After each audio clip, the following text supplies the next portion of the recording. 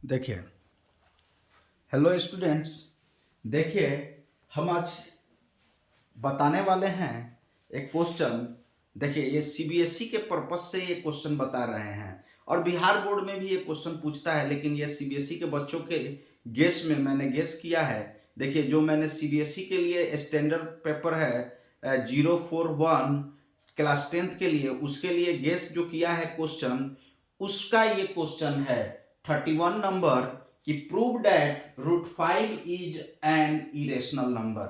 हमको क्या करना है, साबित करना है कि √5 क्या है, एक इरेशनल नंबर है। ये साबित करना है कि √5 क्या है, इरेशनल नंबर है।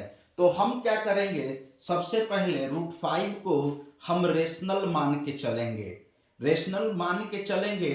और √5 रेशनल के लॉ को फॉलो अगर नहीं करेगा, √5 जो है रेशनल, क्योंकि इरेशनल नंबर है तो रेशनल के लॉ को फॉलो नहीं करेगा, इसका मतलब वो रेशनल नहीं है, इरेशनल है। तो देखिए, हम क्या करेंगे, मान लेंगे कि √5 is a rational number. Let √5 be the rational number. हम मान लिए कि √5 क्या है, रेशनल नंबर है। तो रेशनल नंबर है तो इसका मतलब क्या हुआ कि √5 a/b के फॉर्म में होगा, जहां b जीरो नहीं होगा, डिनोमिनेटर क्या होगा, जीरो नहीं होगा। Where a and b are where a and b are coprime integers, जहां a और b क्या है, को प्राइम इंटीजर्स है। हम मान लिए कि a और b, a/√5 जो है a/ रेशनल नंबर है, तो रेशनल नंबर है तो a/b के फॉर्म में होगा। तो a/b के फॉर्म में होगा तो a और b क्या है, को प्राइम इंटीजर्स है। को प्राइम कहने का मतलब, अगर दो नंबर का HCF 1 आता है तो वो दोनों नंबर को प्राइम कहलाते हैं। मतलब a और b में 1 के अलावा कोई भी कॉमन फैक्टर नहीं है, को प्राइम कहने का मतलब हुआ। जब a और b को a/b को डिवाइड करेंगे तो ये किसी से नहीं कटेगा, ऊपर नीचे सिर्फ फैक्टर 1 रहेगा। देखिए, एक के सिवा कोई इन दोनों में कॉमन फैक्टर नहीं है, इसका मतलब हुआ को प्राइम नंबर का मतलब। अब देखिए, हम क्या करेंगे, अगला स्क्वायरिंग बोथ साइड, स्क्वायर करेंगे, स्क्वायरिंग बोथ साइड्स। जब दोनों तरफ स्क्वायर करेंगे तो इधर √5 है, √5 का स्क्वायर, इधर a का स्क्वायर बाई b का स्क्वायर। तो स्क्वायर करने पर स्क्वायर से रूट कट जाएगा, 5 is equal to a square by b square हो जाएगा। तो a स्क्वायर का वैल्यू 5 इंटू b स्क्वायर हो जाएगा। इसको इक्वेशन 1 मान लेंगे। देखिए, a स्क्वायर का वैल्यू 5b स्क्वायर हो जाएगा। अब देखिए, इसमें समझिए कि अगर कोई नंबर का फैक्टर में कोई नंबर मौजूद हो तो वो नंबर अपने मतलब कि मल्टीपल को कट करता है। जैसे जैसे मान लीजिए 15 का फैक्टर में, 15 के फैक्टर में 3 और 5 है, इसका मतलब 15 का फैक्टर में 3 और 5 है, इसका मतलब 15 3 से भी डिविजिबल होगा और 5 से भी डिविजिबल होगा। मतलब जो नंबर फैक्टर में होता है उस नंबर से ही वो डिविजिबल होते हैं। तो इसका मतलब देखिए, इसका मतलब यहां पर a स्क्वायर के फैक्टर में 5 है, तो इसलिए चूंकि इसलिए a sorry 5 divides a square. ठीक है, अगर कोई नंबर किसी नंबर का स्क्वायर को डिवाइड कर सकता है तो उसके स्क्वायर रूट को भी डिवाइड कर सकता है। कोई नंबर किसी का स्क्वायर का, जैसे मान लीजिए कोई नंबर है 36 है, तो 36 को कट कर सकता है, 36 को कट कर सकता है। जैसे इसका प्राइम फैक्टराइजेशन, देखिए इसका प्राइम फैक्टराइजेशन तोड़ेंगे तो 2 इंटू 2 3 इंटू 3, तो इसका भी प्राइम फैक्टर में 2 और 3 का होल स्क्वायर आ रहा है, 2 और 3 का होल स्क्वायर आ रहा है। तो इस 6 का भी नंबर में, प्राइम नंबर में 2 और 3 आ रहा है। तो देखिए इसमें भी 2 और 3 आ रहा है, 6 का स्क्वायर है 36, इसमें भी 2 3 आ रहा है, इसमें भी 2 3 आ रहा है। मतलब 2 3 इसको कट करेगा तो इसको भी कट कर सकता है, इसको कट करेगा तो इसको भी, ये भी डिविजिबल होगा। ये मतलब कहने का मतलब कोई नंबर अगर किसी का स्क्वायर को डिवाइड करता है तो उसका मतलब स्क्वायर रूट को भी डिवाइड करेगा। तो 5 डिवाइड ए स्क्वायर, इसलिए 5 डिवाइड्स ए। 5 ऑल्सो डिवाइड्स, इसलिए 5 ऑल्सो डिवाइड्स ए।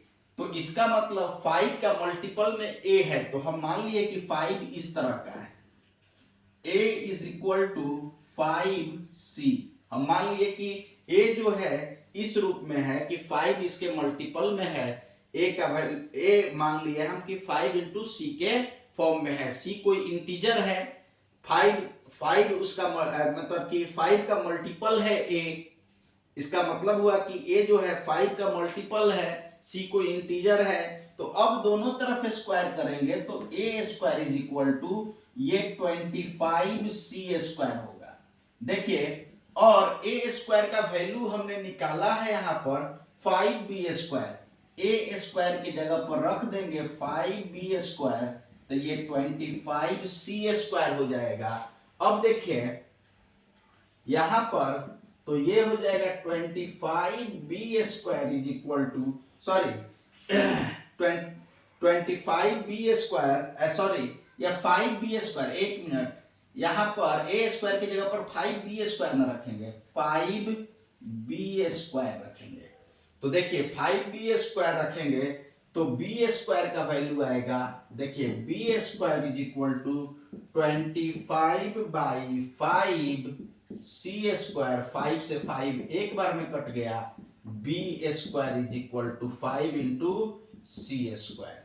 अब देखिए यहां पर a का वैल्यू है 5 इंटू बी स्क्वायर, तो 5 इंटू बी रखेंगे, 5b का होल स्क्वायर रखा गया था, लेकिन 5 इंटू बी का स्क्वायर रखेंगे, ये रखेंगे तो बी स्क्वायर भी हमारा 5 का मल्टीपल में आएगा। मतलब 5 जो है बी स्क्वायर को डिवाइड करेगा, इसलिए 5 डिवाइड्स बी स्क्वायर, इसलिए 5 ऑल्सो डिवाइड्स b। तो देखिए अगर कोई नंबर किसी नंबर को कब डिवाइड करता है, जब वो उसके मल्टीपल में जब वो उसके फैक्टर में मौजूद हो। कोई नंबर किसी नंबर को तब डिवाइड करता है जब वो उसके फैक्टर में मौजूद हो। जैसे बताए कि 6 को 2 और 3 डिवाइड कर देगा, मतलब 2 से 6 जो है 2 से और 3 से डिवाइड होगा। इसका मतलब क्या होगा कि 6 के अंदर 2 भी मौजूद है और 3 भी मौजूद है। तो देखिए यहाँ पर 5 के फैक्टर में b स्क्वायर के फैक्टर में 5 भी मौजूद है, c स्क्वायर भी मौजूद है। तो 5 इसका मतलब b स्क्वायर को डिवाइड करेगा, तो 5 उसका रूट को भी डिवाइड करेगा, मतलब b को भी डिवाइड करेगा, इसके भी मल्टीपल में होगा जब। तो अब देख रहे हैं कि 5a को भी डिवाइड कर रहा है, 5a को भी डिवाइड कर रहा है, 5b को भी डिवाइड कर रहा है। इसका मतलब 5 is a common factor of a and b।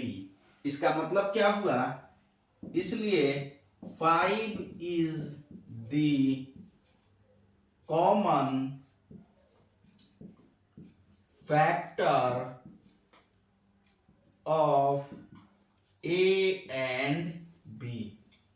मतलब इसका मतलब हुआ कि 5 जो है a और b का कॉमन फैक्टर है, क्योंकि a को भी डिवाइड कर रहा है, b को भी डिवाइड कर रहा है। लेकिन हमने माना क्या है कि 5 जो है a को भी डिवाइड कर रहा है, b को भी डिवाइड कर रहा है, मतलब कॉमन है a और b दोनों में मौजूद है 5। लेकिन हमने क्या माना है कि a और b क्या है, को प्राइम नंबर है। मतलब को प्राइम नंबर में HCF क्या होता है, 1 होता है, हाईएस्ट कॉमन फैक्टर 1 होता है, मतलब कॉमन एक ही होता है, 1 के अलावा कोई कॉमन नहीं होता है। लेकिन यहाँ पर 5 आ रहा है कॉमन, हमने माना है कि इस ए और बी को प्राइम है, मतलब इसमें 1 के अलावा कोई भी HCF नहीं है, हाईएस्ट कॉमन फैक्टर नहीं है, हाईएस्ट कॉमन 1 के अलावा कुछ भी नहीं है, सिर्फ 1 कॉमन है, लेकिन यहाँ पर 5 आ रहा है। इसका मतलब जो हमने माना है वो क्या है, गलत है। हम our assumption is wrong, this is contradict, this is contradict मतलब our assumption is wrong, our assumption is wrong, hence इसलिए √5 is not a rational number। √5 क्या है, रेशनल नंबर नहीं है, इसलिए √5 is an इरेशनल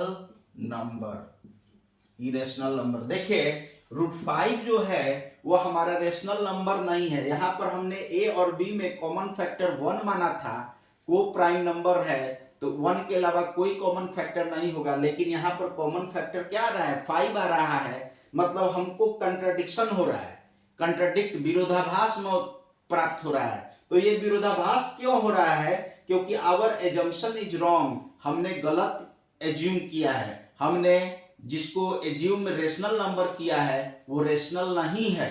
मतलब तो क्या है, जब रेशनल नहीं है तो इरेशनल है। देखिए ये बात समझ गए, यहाँ पर प्रूफ हो गया, कंट्राडिक्शन से प्रूफ हो गया कि √5 इज अ रेशनल नंबर। देखिए आप अच्छे से इस क्वेश्चन को प्रैक्टिस कर लेंगे, ये बोर्ड में आएगा, ठीक है।